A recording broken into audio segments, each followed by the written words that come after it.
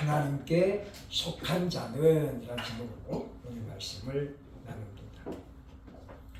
우리가 구원이라고 하는 것은 대단히 신비로운 그와 같은 일입니다.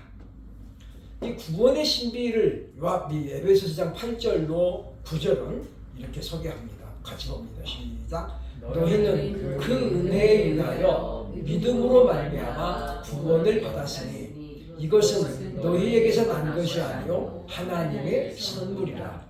행위에서 난 것이 아니니 이는 누구든지 자랑하지 못하게 함이라. 그러니까 이 말씀에 보면 우리가 하나님을 아버지라고 부르는 하나님의 자녀가 된 그와 같은 이유를 성경을 이야기하는데, 그것은 바로 하나님이 우리에게 믿음이라는 것을 선물로 주셨기 때문이라고 그렇게 이야기합니다. 그러니까 다시 뒤집으면 우리가 하나님께로부터 믿음이라는 선물을 못 받았으면 그 사람은 결코 하나님을 아버지라 부를 수가 없게 된다는 것이죠. 그리고 하나님이 주시는 그 선물은 우리가 거역할 수 없는 특징을 갖고 있다고 얘기합니다. 칼빈이라는 분이 그런 이야기를 했어요. 그죠? 보면 하나님의 은혜는 우리가 불가항력적 은혜다. 즉 우리는 하나님이 우리가 은혜 주시면 거부할 권리가 없다는 거예요. 반대로 말하면 우리는 하나님이 주시는 선물이 아니고는 다른 선물을 또 바랄 수도 없는 것이다라고 설명을 합니다. 왜냐하면 하나님은 절대 주권을 가지고 계신 능력자이기 때문이다라는 거죠. 그래서 믿음이 없이는 우리가 자신의 의지나 노력으로는 결코 구원을 받을 수 없다라고 성경은 분명히 가르쳐주는데, 오늘 본문의 내용이 바로 지금 그런 내용을 담고 있다라고 볼 수 있습니다. 47절을 중심으로 해서 오늘 말씀을 봅니다. 하나님께 속한 자는 과연 어떤 사람인가 보겠습니다.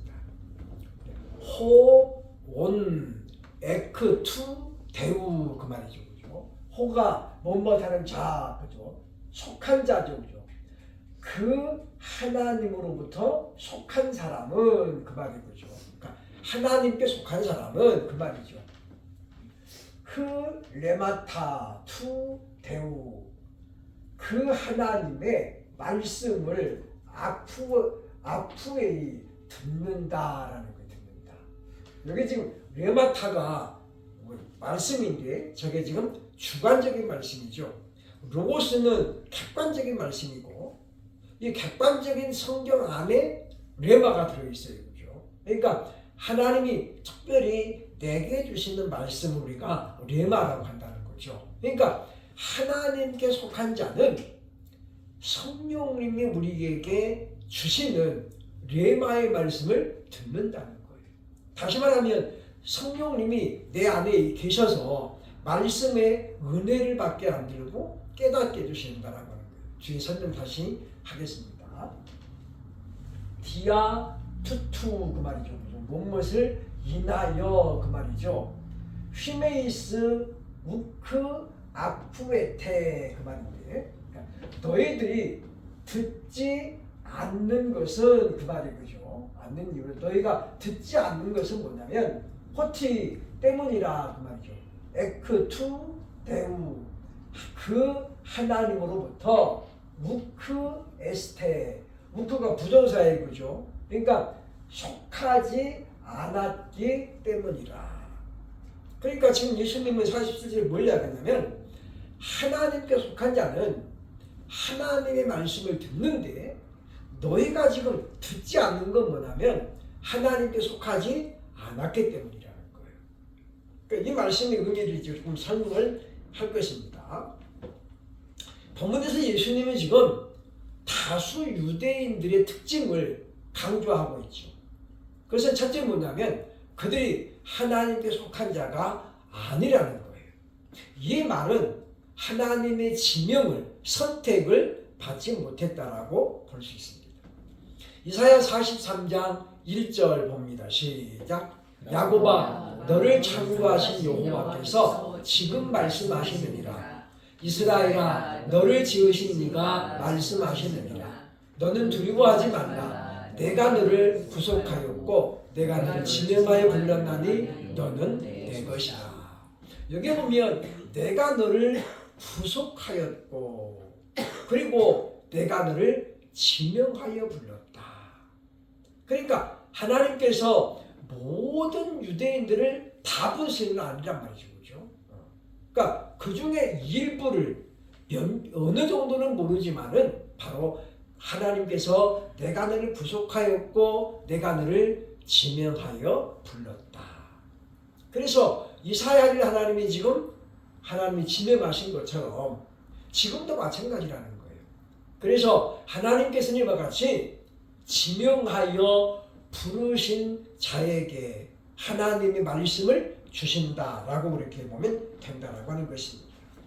그래서 구약에서부터 이미 하나님의 계획은 보면 하나님의 불특정 다수를 지명하신 거죠. 그래서 구약에도 이방인인데도 구원을 받은 사람들이 나오잖아요. 대표적인 사람이 누구냐면 욥과 그 친구들이에요. 욥은 우리가 이제 많은 분들이 이야기합니다만은 아브라함과 동시대 비슷한 시대 사람이었다라고 이야기하죠. 그러니까 아브라함은 히브리 민족의 조상이잖아요. 근데 욥은 그렇지 않거든요. 이방인이거든요. 그런데 이미 그때 하나님이 어떻습니까? 이방인에게도 구원의 문을 열고 계셨다라는 것을 우리가 볼 수 있습니다. 그래서 우리는 이와 같이 하나님의 영원한 예정에 따라 이루어진 것을 우리가 기억을 해야 되겠다는 거죠. 둘째는 하나님의 말씀을 듣지 않는다라고 하는 거예요. 그러니까 하나님의 지명을 받지 못한 사람은 하나님의 말씀을 듣지 않는다라고 하는 것입니다. 여기서 좀 사용된 단어가 레마라는 거, 레마. 즉 성령님이 친히 감동하시고 깨닫게 해주시는 말씀을 듣지 못하기 때문에 순종할 수도 없고 믿을 수도 없다는 말이라고 하는 거예요. 그러니까 성경을 읽어도 믿지 못하는 사람들이 얼마나 많습니까? 그러니까 알기는 아는데 그대로 순종을 못하는 사람들이 많다는 거죠. 그건 뭐냐면 성령님이 내 마음에 말씀을 이렇게 감동해 주고 그리고 깨닫게 해줘야 되는데 그게 없으니까 이게 의지를 해요. 의지를. 내가 해야지. 그런데 그 단계에서 더 이상 나아가지를 못한다는 것입니다. 뿐만 아니라 보면 순종하지 못한 사람도 많은 것이 세상의 모습이라는 거죠. 그래서 교회의 직분을 수십 년을 갖고 있어도 레마의 말씀이 없고 순종이 없다면 그는 하나님의 사람이 아니라고 하는 거예요. 그러니까 우리가 하나님께 속했다라고 하는 것은 단순히 예수님을 믿는다라는 말을 하는 게 아니라 우리가 하나님께 속했다는 거예요. 하나님의 사람이라는 거예요. 하나님의 사람. 근데 우리가 그런 걸 증명할 수 있는 게 뭐냐? 하나님의 말씀을 듣는다는 거죠. 그래서 우리가 생각할 것이 뭐냐면 직분이 그 사람의 믿음을 증명하지는 못한다는 거예요. 그러니까 직분이 우리가 보면 직분을 가지고 구원을 증명할 수 없다는 거예요. 그래서 우리가 끝까지 믿음을 잘 지킨다는 것이 참 어렵다고 하는 거죠. 우리 이제 그 목사님이 한 분이 이제 80이 넘어가지고 재작년에 이제 은퇴를 했어요. 그죠? 성도님들이 자꾸 이제 목사님 더 해달라고 그랬는데 이미 부목사가 와가지고 지금 배우고 있는데 그래서 이분이 이제 작년 재작년에 벌써 이제 이 담임 목사 인수인계를 해주고 원로 목사를 물러났어요. 그죠? 그리고 이제 우리 집도 좀 따져가 삽시다 그래가지고 의정부인데 의정부 외곽에다가 집을 하나 조그만 걸 사가지고 이제 이사를 가기로 했어요. 근데 사모님이 이사를 안 가는 거예요. 당신 혼자 가. 왜 그러냐니까 거기까지 가면 새벽 예배를 어떻게 나오냐. 나는 여태까지 새벽 예배인 사람인데 글로 가면 새벽 예배를 못하니 그러니까 여기 이분이 지금 뭐냐면 예배당 뒤에다가 이렇게 사택을 하나 지어가지고 평생 거기서 사는 거예요. 그러니까 문 열고 나가면 예배당이니까 뭐 얼마나 편해요, 그죠? 근데 저쪽으로 가면은 자기 혼자는 못 와, 또 운전을 못 하니까. 목사님 운전해 줘야 가고. 근데 그래서 그냥 이번 사모님이 아예 안 간다고 자기는. 그래서 이제 얼마나 불편해, 목사님이. 사모님이 따로 사는 건 불편하잖아요, 그죠? 그래서 이제 목사님이 그냥 거기 집 하나 사는 거는 도로 새로 놔뒀대. 새 놓고 다시 지금 예배당 딸려있는데 지금 사는데, 그분 같은 보면은 사모님이 참 대단하신 분이죠, 그죠? 그러니까 예배당에 붙어 있는 거 사실은 피곤합니다. 예배당에 붙어 있으면. 근데 이제 목사님들이 좀 떨어져 살고 싶어 하거든요. 근데 은퇴했는데 이제 좀 떨어져 살아야 되는데 안 그런다는 거예요. 그래서 목사님은 그 사택을 예배당에 딸려있는 거를 좀 이제 리모델링을 해가지고 원로 목사님들, 은퇴 목사님들 사랑방을 만들면 좋겠다. 그렇게 했는데 사모님이 또 그런 거예요. 여기 살아. 자기는 여기서 살아니까 나 죽으면 하라고 그랬다는데, 그래서 이런 분들은 뭐냐면 평생 하나님 앞에 기도하는 삶을 살았기 때문에 어느 순간에 이제 그게 끊어지면은 자기 영성이 끊어진다고 해요. 영성. 그러니까 이제 우리 목사님들이 은퇴를 하면은 그냥 평신도만도 못한 그런 사람들이 많이 나와요. 주일날 돼도 예배를 안 드리는 사람들도 알아요. 저는 참 그런 분들 보면 이해가 안 돼요. 그래서 담임 목사는 아니더라도 예배는 드려야 되죠. 예배는. 우리가 그런 걸 보면서 직분이 그 사람의 믿음을 증명하는 것은 아니다라는 것을 다시 한번 생각을 하게 됩니다. 유대인들과 예수님의 논쟁이 벌어져요. 그러니까 너희는 하나님께 속하지 않았다. 또 너희는 아브라함의 자손이 아니다. 예수님이 그렇게 직격탄을 올렸더니 유대인들이 뭐라고 하냐면 48절에 보면 말하죠. 유대인들이 대답하여 이르되 우리가 너를 사마리아 사람이라 또는 귀신에 들였다는 말이 옳지 아니하냐. 그러니까 이 말은 무슨 말이냐면 일부 유대인들이 예수님을 가리켜서 귀신 들렸다 그랬어요. 그죠? 그리고 예수님께서 이적을 행하고 많은 이 병든 자를 고치니까 뭐라고 그랬냐면 네가 귀신의 왕 바알세불을 의지해서 지금 고치지 않냐. 그랬어요. 그래서 예수님이 뭐라고 하냐면 어찌 보면 네 분이 일어나면 어떻게 버틸 수 있겠냐. 그래서 예수님이 아니라고 했단 말이죠. 근데 여기 보면 또 일부 유대인들이 예수님을 사마리아 사람이라고 했다라는 거예요. 사마리아 사람이라고 했다는 건 뭐냐면 베들레헴에서는 선한 자가 유대에서는 선한 자가 나올 수 없는데 나사렛에서는 그러니까 그거를 지금 예수님한테 이야기하는 거죠. 사마리아에서 왔다라는 건 뭐예요? 너는 당신은 메시아가 아니다 그 말이죠. 그러니까 일부의 사람들이 예수님을 사마리아 사람이라 또는 귀신 들렸다라고 주장했다는 거예요. 그러니까 옛말에 무식하면 용감하다라는 말이 있는데 지금 유대인들을 바라보면 그 말이 딱 떠올라요. 그죠? 예수님을 향하여 이렇게 말할 사람이 과연 몇이나 될까요? 그러니까 결국은 이 말은 뭐냐면 사단에게 미혹을 받으면 이렇게 된다는 우리에게 알려주고 있다라고 하는 것입니다. 그래서 우리가 이제 보면 미혹을 받으면 영이 미혹되면은 분별력을 완전히 잃게 된다는 거죠. 그러니까 율법이 얼마나 무섭냐면 율법주의가 되면 굉장히 무서운 거예요. 왜냐? 철두철미하거든요. 근데 그 안에 뭐가 없습니까? 진리가 없다고요. 진리가. 그러니까 율법주의자들은 철두철미하게 지키지만은 결국 뭐예요? 그 안에 진리가 없기 때문에 구원과는 무관하다라고 볼 수 있습니다. 그래서 오늘날도 우리가 율법과 의를 말할 때 지나치게 율법주의적인 신앙을 가지고 있는 사람은 굉장히 피곤하죠. 그래서 우리가 보면 율법과 은혜를 우리가 항상 잘 조율을 해야 된다고 하는 것입니다. 그러니까 유대인들의 말을 듣는 예수님이 이렇게 답변합니다. 49절에 보면 같이 봅니다. 시작. 예수께서 대답하시되 나는 귀신 들린 것이 아니라 오직 내 아버지를 존경하이거늘 너희는 나를 무시하는도다. 그러니까 예수님께서 하신 말씀은 뭐냐면 내가 여태까지 이적을 행하고 병자를 고쳐주는 과정에서 내 영광을 드러낸 적이 없었다는 거예요. 그러니까 무조건 뭡니까? 예수님은 내 아버지를 공경하미언을 이렇게 말하죠.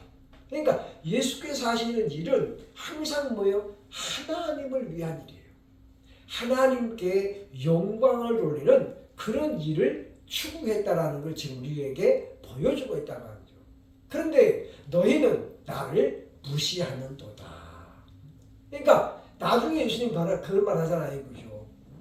내가 하는 능력은 몰라도 하는 일을 보고 나를 믿으라. 왜냐하면 세례 요한을 평가할 때에 사람들이 그랬어요. 그죠?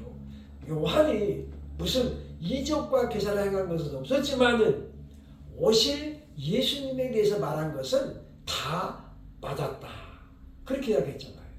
그래서 예수님이 세례 요한을 말할 때에 여자가 낳은 자 중에 이보다 더 큰 이가 없다라고 얘기했던 거죠. 그러니까 우리는 그렇기 때문에 이와 같이 오늘 말씀을 보면서 예수님 너희가 나를 무시하시는도다, 무시한다 이 말을 우리가 듣게 되면 이것은 뭡니까? 마귀에 속한 자의 전형적인 모습이라고 볼 수 있다는 거죠.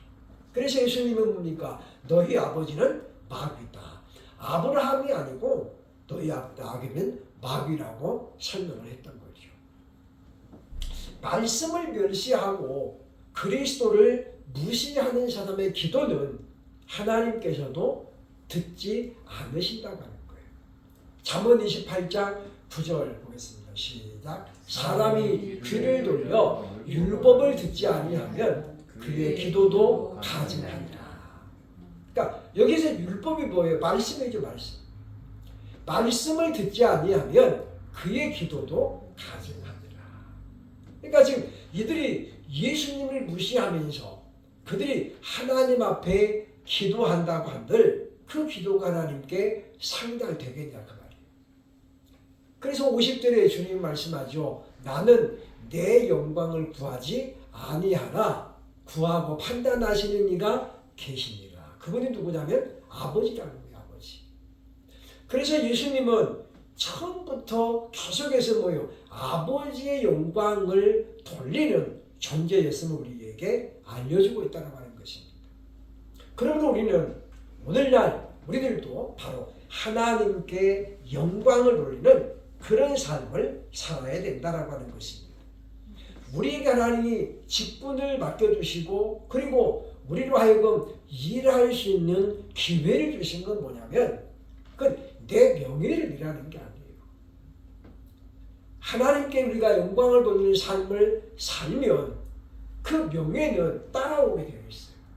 근데 순서가 우리가 이제 자신의 어떤 개인의 명예나 영화를 위해서 추구하다 보면 중심이 자꾸만 어떻게 해요? 자기 개인으로 가요.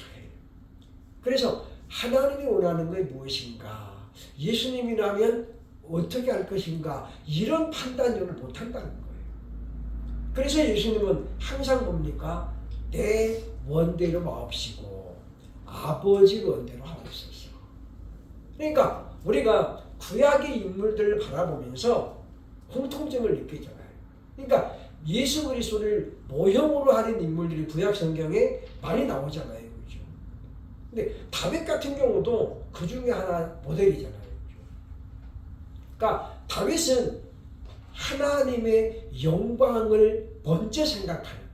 그러니까 그가 언약궤를 모셔올 때도 뭐였냐면 그 다윗 순수한 뭐였냐면 그거였어요. 나는 지금 왕궁에 거하거늘 언약궤가 그렇게 지금 남의 제 처마 밑에 있다. 처마 밑에. 그래서 다윗이 어떻게 그 언약궤를 모셔오려고 다윗 성으로. 그랬는데 그 과정에서 어떤 방법이 성경적인 것이 아니었잖아요. 그래서 그 언약궤를 산순에 몰고 오다가 어떻게 소가 뛰니까 언약궤가 떨어지려고 해서 우사가 잡았다가 어떻게 거기서 죽어요. 그죠?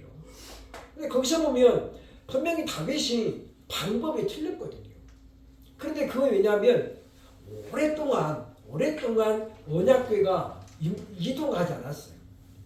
그러니까 어떻게 보면 제사장들도 다윗에게 그런 어떤 언지를 줬어야 되는데 안 줬다는 거죠. 그래서 결국은 다시 이제 오베데돔의 집으로 언약궤가 가죠. 3개월을 있는데 3개월 동안 하나님이 이 오베데돔 집에 아주 큰 복을 주셨어요. 그래서 3개월 뒤에 다윗이 이제는 제사장들을 통해서 거기 언약궤를 어깨에 메고 이제 다윗성으로 모셔오는 것을 봅니다. 그러니까 다윗은 이렇게 보면 어쨌든 자기는 이렇게 다윗 성에 몸을 받아서 하나님이 이렇게 언약궤가 딴 데 한 데 있는 것이 안 좋았다. 그러니까 물론 인간적인 마음도 물론 들어가 있지만은 그만큼 뭐 다윗이 하나님을 생각하는 마음이 순수했다는 것입니다. 그래서 성전을 지을 때도 마찬가지예요. 나는 이렇게 아름다운 왕궁에 거하거늘 하나님이 이렇게 자꾸 천막에 있는 것이 안 좋은 거예요. 그래서 다윗이 성전을 짓겠다라고 마음먹었던 거죠. 하나님이 나중에 솔로몬을 통해서 허락을 했습니다마는 그래서 우리는 이와 같이 우리가 참으로 무슨 일을 하든지 간에 하나님의 영광을 위해서 하려고 애를 써야 되겠다라는 것입니다. 51절 보면 진실로 너희에게 이르노니 사람이 내 말을 지키면 영원히 죽음을 보지 아니하리라. 그러니까 여기서 지금 말은 말씀을 지키면 이 말의 의미는 구원을 얻는다는 것과 일치한다는 거죠. 그러니까 다시 말하면 말씀을 지키는 사람은 누굽니까? 예수를 믿는 사람은 말씀을 지키는 거예요.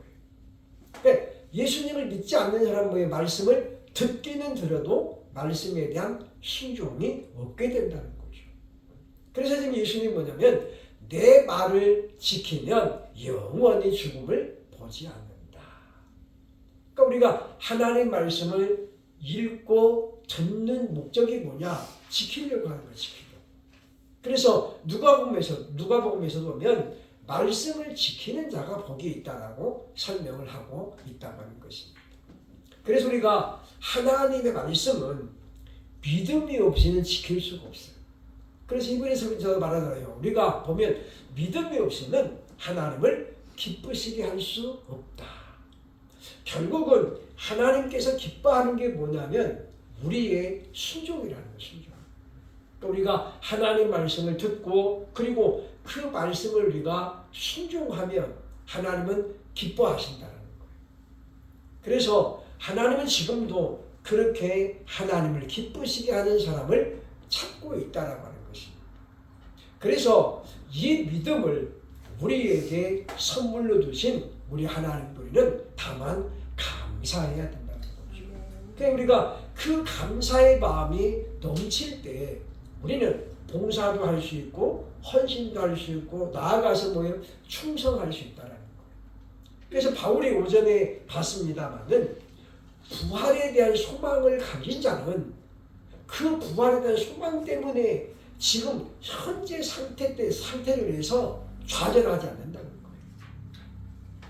그러니까 이제 우리가 보면 바울을 우리가 보면 그가 로마에 안 가도 되는데 가잖아요. 그리고 많은 사람들이 가지 말라고 그러는데 왜냐하면 바울은 자기가 어디 가서 죽을 건지를 알고 있는 거예요. 그러니까 당시 로마의 황제는 최고 통치자잖아요. 그 네로 황제 앞에서 2번이나 간증을 한 사람이 바로 바울입니다. 그러니까 첫 번째 때 네로를 만났고 두 번째 때 결국은 이제 순교를 당하거든요. 그리고 나서 베드로가 68년에 십자가를 거꾸로 지고 그리고 순교를 당합니다. 그러니까 우리는 보면 그 베드로나 바울 같은 분들은 죽음이라는 걸 뭐예요? 두려워하지 않아요. 왜 그렇습니까? 보면 부활에 대한 소망이 있었기 때문입니다. 우리도 마찬가지입니다. 그래서 바울이 말하는 것처럼 우리가 부활에 대한 소망이 분명한 사람은 지금 좀 힘들고 어려워도 거기에 눌러앉지 않는다는 거예요. 좌절하지 않는다는 거예요. 그래서 바울은 우리에게 명하잖아요. 너희가 더욱더 견실하게 그리고 흔들리지 말고 주의 일에 힘쓰는 자가 되라. 그 말씀처럼 교회는 계속해서 번창해 왔습니다. 물론 지금 이제 21세기 오면서 교회가 지금 굉장히 도전받고 있습니다. 그러나 교회 문이 많이 닫혀진다고 해서 그렇다고 해서 교회가 망하는 건 아니에요. 우리 동네도 지금 보니까 신봉교회가 지하에 있었는데 언제 보니까 싹 떼었더라고요. 그죠? 간판도 떼고 십자가 네온도 다 뗐어요. 보니까 없어진 것 같아요. 이사를 갔는지 어쩐지 모르겠는데, 그러니까 이사 가면 보통 이제 어디로 이전합니다 이렇게 써붙이는데 그런 것도 없고, 그래서 보니까 거기도 교회가 문을 닫은 것 같아요. 지하에 있었는데. 어쨌든 지금 우리가 이제 어렵다 보니까 임대료를 못 내고 그래서 그런 분들도 있습니다만은 망하는 것은 하나님 망하는 게 아니에요. 우리가 하나님 말씀대로 못 사니까 어려운 거거든요. 근데 우리는 그것을 바로 하나님 탓이라고 하면은 곤란하다라는 것입니다. 왜냐하면 하나님은 여전히 지금도 그의 자녀들의 부르짖음에 귀를 기울이시기 때문이죠. 그러니까 우리가 하나님이 지금 내 기도를 들으신다라는 믿음이 없으면 우리는 기도할 수 없어요. 또 물론 어떤 때는 기도해도 응답이 없을 때도 있죠. 응답이 없을 때도 있어요. 그렇다고 해서 우리가 하나님의 존재 자체를 부인해서는 안 된다고 하는 것입니다. 우리는 늘 예수님께서 우리에게 기도의 모범을 가르쳐 주셨는데, 그래서 우리가 아버지의 뜻을 구하는 것이 기도다라는 거죠. 그러니까 내 원대로 이루어 달라고 하는 것이 아니라, 어렸을 때는 아이들이 어떻게 해요? 자기밖에 몰라요. 그러나 점점 이제 철이 들어가면 입장이 바뀌는 거죠. 우리도 그래야 된다는 거죠. 그래서 우리가 처음 예수를 될 때는 나하고 내 가족들밖에 모르지만, 그러나 시간이 좀 흘러가면 이제 교회도 보이고 다른 사람들이 보인다는 거죠. 그래서 우리가 좀 더 성숙한 기도를 해야 하나님 앞에 상달된다는 것입니다. 그래서 우리들이 참으로 하나님의 은혜를 기억하면서 하나님께서 우리가 어떤 존재에 이렇게 내게 큰 은혜를 주셨나. 사실 믿음이라는 선물을 주셔서 우리가 구원을 받은 거거든요. 그래서 우리가 늘 그 한 가지만을 생각하고 오히려 우리가 더욱더 감사함으로 주어진 직분을 잘 감당할 수 있는 저와 여러분 될 수 있기를 주의 이름으로 축원합니다. 아멘. 기도합니다.